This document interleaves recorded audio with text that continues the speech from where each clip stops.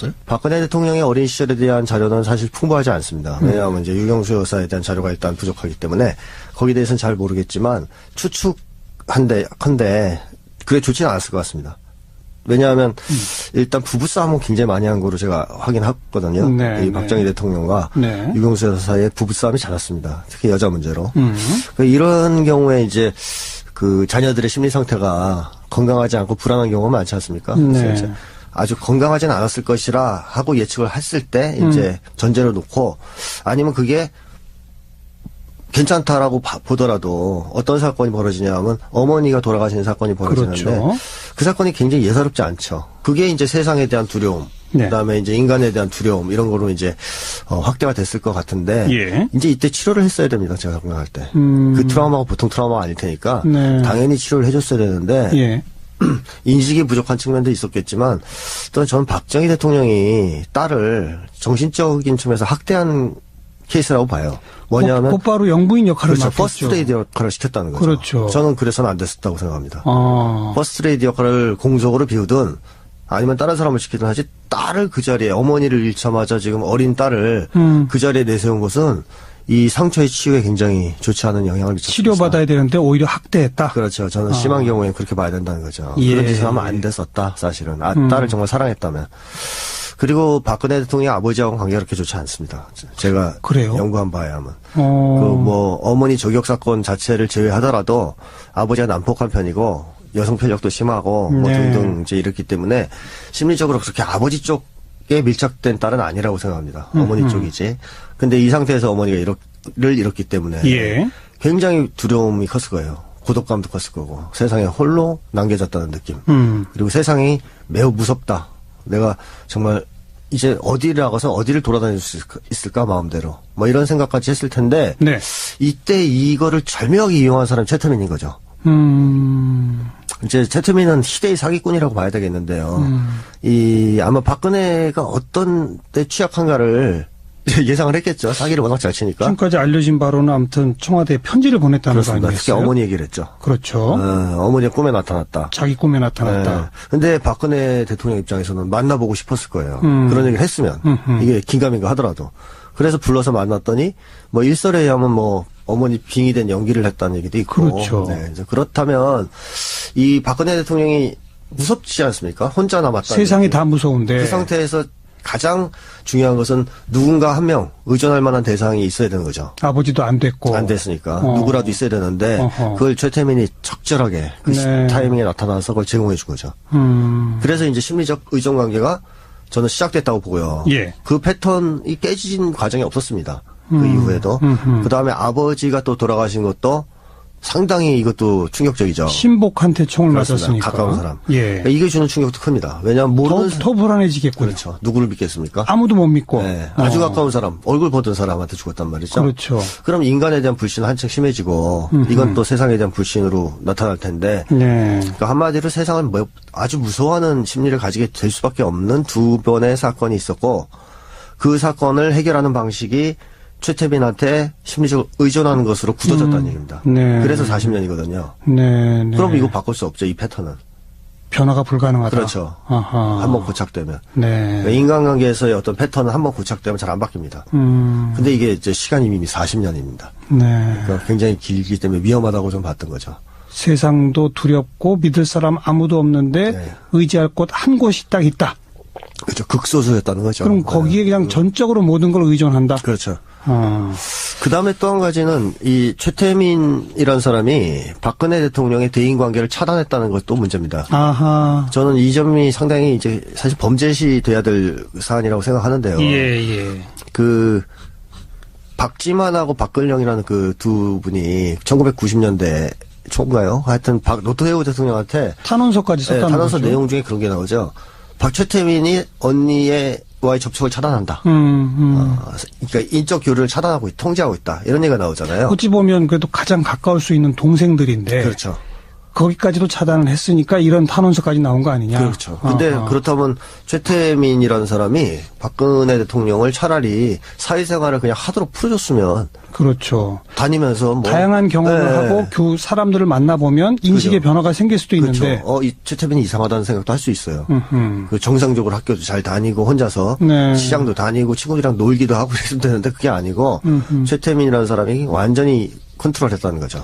실제로 보면 그 박정희 대통령 시해 이후에 정치권에 입문하기 전까지는 네. 상당히 은둔 비슷한 그렇습니다. 생활을 하지 않았었습니까? 입문하고도 그랬습니다. 아, 그랬었죠. 예, 입문하고도 예. 박근혜 대통령을 직접 다이렉트로 못 만납니다, 사람들이. 사람들이 주변에 항상 인해장막이 있었고, 네. 허가 없이는 접근이 안 됩니다. 이거를요, 좀 심하게 얘기하면 좀 감금 아니냐. 사실상 최태민이 자기의 개인적 목적을 이용해서 교묘하게 사람을 오랫동안 이렇게 컨트롤하면서 한 거 아니냐. 네. 이런 생각도 들고. 그럼 여기에 무슨 종교적인 이런 것도 종교가 들어가면 훨씬 강력해집니다. 강력해진다. 예. 아. 왜냐하면 무력감이나 불안감이 심한 사람이 강한 힘 앞에 취약하거든요. 그러니까 사람이 건강한 사람이면 누가 와서 마술 같은 거 부리고 막 이러면 쇼한다고 생각하죠. 그렇죠. 오히려 이제 이성적인 판단에 기초해서 불신합니다. 네, 네. 근데 이제 광신도 집단들 연구해 보면 이 사람들은 자아가 취약하고 불안감도 없고 무력감이 심하니까 그렇게 마술을 한번 보시면 다 넘어가요. 그렇죠. 네. 강한 힘 앞에 굉장히 취약합니다. 이게 네. 이성적이냐 아니냐를 떠나서 그래서 보통 불안감과 무력감 같은 게 심한 사람, 공포가 심한 사람들은 강한 힘을 제공해줬을 때 거의 광신도가 되는데요. 네. 이 박 대통령의 심리가 그랬을 거라고 보고 최태민이 종교를 거기다 이용한 거죠. 그러자 더 강력하게 이 의존관계가 굳어졌을 가능성이 있습니다. 최태민과의 관계에 대한 설명을 쭉 들었는데 네네. 그런데 세상을 떠난 지 한참 됐잖아요. 그 딸 그렇죠. 지금 뭐 최순실이 아니라 또 그 언니가 더 실세니 뭐니 이런 얘기도 막 나옵니다만 어쨌든 네. 그 최태민이 아닌 그 딸들과의 네. 똑같은 그런 관계가 이어질 수 있나요? 이어져야만 하죠. 존재가 다른데? 왜 이어져야만 하냐면 박근혜 대통령의 기본 심리는 의존 대상이 있어야 되는 겁니다. 아, 자기 혼자 누군가는 있어야 힘으로 되겠군요. 쓸 수가 없기 때문에. 예. 그래서 이어져야 됩니다. 누구한텐가. 근데 그게 이어지기 아주 쉬운 조건이었죠. 혈육 관계에다가 뭐 종교적으로 뭐 후계자까지 됐으니까 네. 얼굴도 그 최태민이 살아 있을 때 보던 사이고 예, 예. 이러면 넘어가기가 아주 쉽죠. 근데 일단 중요한 것은 박근혜 대통령이 의존 상태가 필요 없어지는 시점이 이는 그런 심리가 아니고 예. 계속 누군가가 필요한 사람이기 때문에 그것도 다수는 아니고 극소수 대인 불신이 높으니까 그랬을 때 최태민이 사라지면 바로 누군가가 대체해줘야 됩니다. 그렇군요. 그 만약에 지금 최순실 씨가 구속됐다. 네. 접촉이 도저히 안 된다. 예. 어떤 식으로든. 예. 그러면 누군가 또 생겨야 됩니다. 어. 이걸 해줘야 됩니다. 이 역할을. 그게 안 됐을 때 저는 정신적으로 상당히 위험해질 거라고 예측했던 거죠. 소위 문고리 3인방에 우병우 네. 수석까지 일단 다 청와대에서 내보냈단 말이에요. 최순실 네. 씨는 지금 검찰에 가 있고. 네. 그럼 또 누구한테 그걸 의지할 수 있을까요? 최순실 일가가 제공했던 만큼의 강력한 보호 능력, 그러니까 정신적인 지배 능력은 보여줄 수 없을 거라고 봅니다. 즉 박근혜 대통령의 불안감이라든가 이런 거를 덜어내는 데서는 미흡하다는 거죠. 네. 최 씨 일가만큼은 못할 거라는 거죠. 네. 그래서 이제 그때의 그 심리 상태, 불안정한 심리 상태가 어떤 결과를 유발할지 모르기 때문에 빨리 하야하고 정신감정도 받고 치료도 받고 좀 다른 사람도 좀 접촉을 하게 해줘야 되지 않겠습니까? 즉 객관적인 전문 네. 또 국민들. 일반적으로 이렇게 반드시 어떤 사람들에게 의존해야만 하는 그런 유형의 심리를 갖고 있는 사람이 네. 그 의존 상대가 사라지면 어떤 패턴을 보입니까? 아주 두려워서 완전히 고립돼서 정신적으로 붕괴하는 경우가 있고요. 예. 그렇지 않으면 폭발합니다.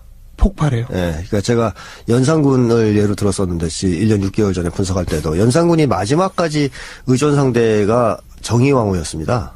세조의 부인. 그분이 할머니인데 돌아가시자마자 사화를 엄청나게 일으키고 하여튼 수틀림은 다 죽이는 식의 이제 광풍을 일으키는데요. 네, 네. 이 때문에 사실은 반장이 일어났거든요. 그러니까 측근들도 아무도 안심을 할 수 없는 상황이 됩니다. 막 죽이니까.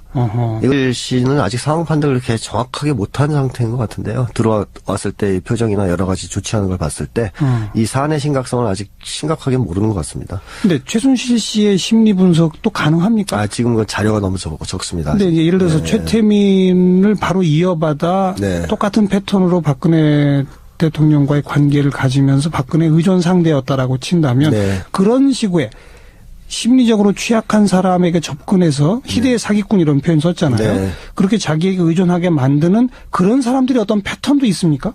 그런 사람들이 사기꾼인데요. 예. 일단 타인의 심리를 잘 읽습니다. 그 사람들이. 예. 그리고 상대방의 약한 고리에 필요한 걸 제공해 잘해주죠. 그런 말도 잘해주고. 네. 그러니까 이제 받는 사람 입장에서는 굉장히 이제 그 사람에 대한 의존도가 높아집니다. 그러니까 다른 사람은 전혀 이해할 수 없는 자기의 내면의 약한 고리에 대해서 얘기를 꺼내주거나 위로를 해줄 수 있기 때문에 그러니까 예를 들어 박근혜 대통령이 어머니를 잃은 뒤에 그 얘기를 꺼냈다는 것 자체가 대단히 탁월한 이 심리적으로는 탁월한 실력이 있다는 거거든요. 저는 사기꾼들이 한 측면에서는 인간을 이해하는 데서 상당히 놀라운 촉각을 갖고 있는 사람들이라고 그런데 이 생각합니다. 40년이 쭉 이어져 왔다는 것은 최순실 씨도 그 아버지와 비슷한 정도의 그런 역할을 충분히 할 만큼의 능력을 갖고 있을 것이다. 그렇습니다. 그런 컨트롤 거죠. 능력이 있다는 거죠. 근데 그런 사기꾼적 패턴을 가진 사람들이 네. 갑자기 이제 자기의 행동들이 막 문제가 되고 네. 드러나기 시작하잖아요. 네. 그럴 때 어떤 반응을 보이는 겁니까? 일단은 수습 가능하다고 믿고 무리수를 던질 수 있습니다. 이 사람들이 그 타인의 어떤 약점을 간파하고 그걸 능숙하게 다루는 데는 뛰어날지 몰라도 네. 시국을 정세를 읽고 국제관계를 읽고 이런 능력은 없는 사람들이거든요. 그렇겠죠. 큰 판에 이 돌아가는 상황은 못 읽기 때문에 나름대로 자기들이 최선이라고 생각하는 수를 던지겠지만 그것이 더 많은 분노를 일으키거나 이제 무리수를 둬서 사태를 악화시키게 될 가능성이 높습니다. 그러고 나면 이제 거기서는 이제 벙찌겠죠. 패닉 상태. 더 이상 이게 안 되는구나. 이거 뭔가 큰일 났구나. 네. 그때서 그럴 겁니다. 예. 정신적으로 약간 붕괴하는 상태가 갈 겁니다. 근데 지금까지는 자기들의 그 얕은 수가 통할지도 모른다고 기대하고 있는 것 같아요. 흐름이. 그리고 그 끈앞을도 많은 것 같고요. 검찰이나 특히 국정원에는 거의 확실하게 장악한 것 같고 그걸 믿고 지금 그런 것 같은데. 근데 개인적으로는 그렇게 생각할 수 있지만 네. 지금 돌아가는 모양새로 봐서는 네. 도저히 짜놓은 시나리오나 각본으로 검찰 수사를 마무리해서는 그래서 안 되는 거죠. 도저히 가능성이 지금 줄어들고 있는 상황이잖아요. 네. 네. 검찰에 들어가서 그걸 느끼게 될 거 아닙니까? 그런 정도의 판단력이 있으면 하길 바라죠. 과연 그럴까. 네. 거기서 만약에 아니다 싶을 때 그 사람들이 어떻게 붕괴될지 모르죠. 거기서 그 검찰 내에서 붕괴된다는 건 어떻게 된다는 거예요? 결국은 뭐 그냥 있는 대로 다 털어놓는다. 털어놓을 수도 있고 아니면 그냥 다 내려놓고 안 되는구나 싶어가지고 자포자기 상태에 빠져든다든가 무기력감에 빠진다든가. 무기력으로 말도 아무것도 안 하고 이런 식이 될 수도 있다. 그럴 수도 있죠. 그리고 지난번 그 인터뷰나 이런 데서도 그 18년 동안 은둔 생활하던 박근혜 대통령을 정계에 돌아오게 한 세력들이 네. 범죄를 저지른 거다라는 주장을 하셨는데 그렇죠. 이걸 범죄라고까지 표현하신 이유는 뭡니까? 저는 왜 그러냐 하면 이제 국민들한테 정말로 대통령을 우리가 추천할 때는 믿고 따르는 지도자를 추천해야 되는 것이고 그렇죠. 그다음에 그 대통령이 국민들한테 미치는 영향 같은 거를 우리가 예측하고선 추천하는 겁니다. 물론이죠. 근데 심리학적으로 정확하게 말씀드리면 박근혜 대통령은 대통령을 일단 수행하려는 의지 자체가 별로 없는 사람이었고 야망도 없던 사람이고 그다음에 능력이 안 됩니다. 심리학적 측면에서도 안 되고 일반 사회적인 기준에서 봐도 저는 안 된다고 생각합니다. 그런데 자꾸 하라고 해서 깜냥이 한 안 거다? 되는 거죠. 근데 그걸 알았다는 거죠. 이 사람들이. 네. 알았으면 국가를 위해서는 그런 짓을 하면 안 되는 건데 자기들의 사욕을 위해서 소위 이제 섭정 정치가 가능하다고 믿었을 테니까 시켰다는 건데 이거는 완전한 범죄 아니겠습니까? 이거는 네. 국민을 상대로 한. 그 사람들은 박근혜 대통령이 이런 상황이라고 하는 거를 알고 당연하죠. 일부러 네. 그걸 노리고 섭정을 하려고 그렇습니다. 이용한 거다. 그렇습니다. 그렇게 보신다. 네. 그래서 처음에는 아마 그 김기춘을 중심으로 한 이 수구 보수 세력과 최순실 일당이 아마 연합을 했을 겁니다.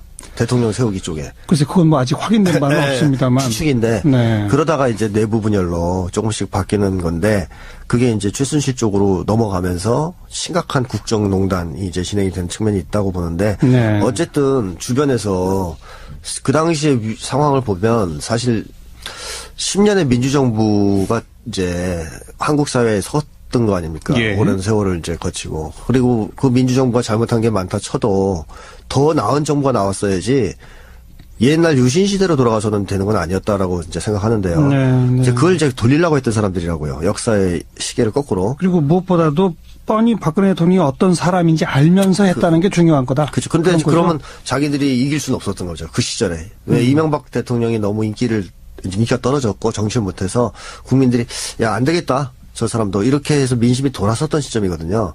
그러니까 누구를 내세워도 이기기 어려운 상황이었습니다. 근데 이제 박근혜 대통령은 그 유신 시대의 어떤 향수를 불러일으키고 또 그 노인 세대와 심리적으로 애착 관계가 있습니다. 왜냐하면 노인 세대가 어린 박근혜를 봤던 사람들이고 어머니를 잃은 장면, 아버지를 잃은 장면을 봤어요. 네. 그래서 심리적으로 굉장한 유착 그렇죠. 있습니다. 그냥 이거는 불쌍해하는 그렇죠. 그런 마음이 있죠. 그거를 이성적으로 뭐 떼낼 수가 없습니다. 네, 한번 형성이 네, 되면. 네. 그래서 노인 세대는 기본적으로 박근혜에 대해서 표를 줄 가능성이 높았던 거 아닙니까? 그런 걸 이용했다 이러죠. 그렇죠. 그거를 노리고 알겠습니다. 자격이 없는 사람을 밀었다는 거죠. 뭐 박근혜 심리 분석, 최순실 심리 분석 뭐 여기까지 했는데 네. 지금 정작 우리 국민들이 집단적 허탈감에 지금 빠져 있습니다. 그렇습니다. 예. 이것도 좀 어떻게 치료를 해야 되지 않아요? 그렇죠. 어떻게 할 수 있을까요? 결국 이 사태를 진정시키고 재발이 되지 않는 상황으로 만들었을 때 이제 되는 건데 저는 세월호 때랑 비슷하다고 생각해요. 네. 세월호도 사건이 벌어졌을 때 국민들이 느낀 게 그런 거죠. 한국사의 민낯을 본 그 처참한 느낌. 그렇죠. 우리가 그래도 이런 정도까지는 아니었다고 믿었는데 너무 한국 사회가 형편없었지 않습니까? 그때 이제 우리 국민들이 느꼈던 어떤 자기 모멸감 뭐 이런 수치감 같은 게 있었어요. 네. 근데 이거를 그 당시에 우리가 진상규명을 잘 했다면 진상규명을 명백하게 다 하고 그다음에 재발 방지를 위해서 시스템 개조를 했다면 이런 일은 또 안 터졌을 거 아니겠습니까? 그렇죠. 근데 그때 지금 몇 년인데 해결이 안 됐잖아요, 전혀. 그러니까 이번 사건도 마찬가지일 거라고 생각합니다. 진상규명 명확하게 돼야 되고, 즉 저는 박근혜 대통령은 일단 내려오는 것이 본인을 위해서나 국가를 위해서나 꼭 필요한 일이고, 나머지 이 일을 뒤에서 만들어낸 데 협조한 사람